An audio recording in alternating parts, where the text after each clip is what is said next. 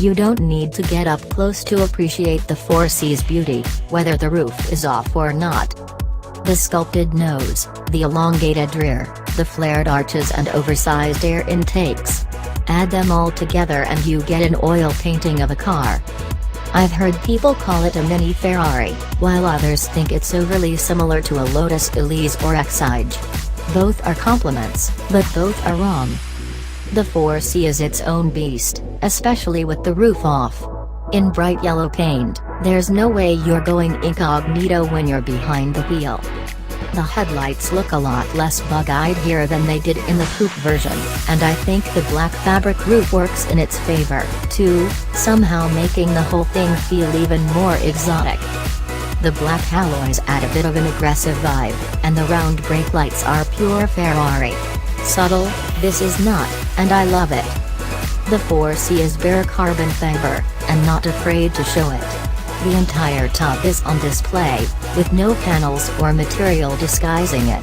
The steering wheel isn't flush with buttons, so there's nothing to distract you once you get moving. Okay, some of the switches on the center console look straight out of a Fiat Punto, which is a little off-putting in a 60 grand sports car, but they're only controlling the heating. The ones that matter are much more satisfying, like the paddle shifters that give a satisfying click whenever you change gear. The steering wheel could be more comfortable, with awkwardly placed spokes where you'd normally rest your hands. That encourages a tighter grip on the wheel, though, which is practically a necessity given how twitchy it can be on Britain's bumpy roads. This might be a rear-engine car, but you still get a boot, kind of. There's 110 liters of luggage space, which is good for 2 overnight bags, or 4 full bags of supermarket shopping. There's no chance you'll get a set of golf bags inside, and the sealed bonnet isn't hiding any extra room either.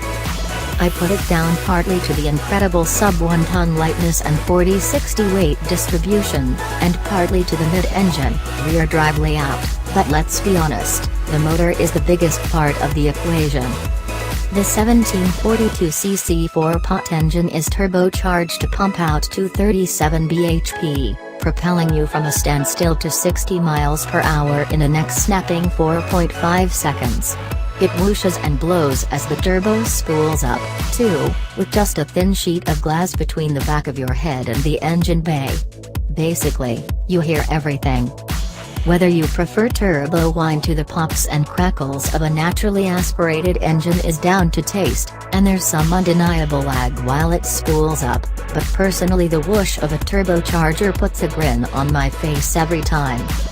Get too aggressive with the throttle and you'll be throwing the back out at roundabouts in the wet. The acceleration really is quite explosive,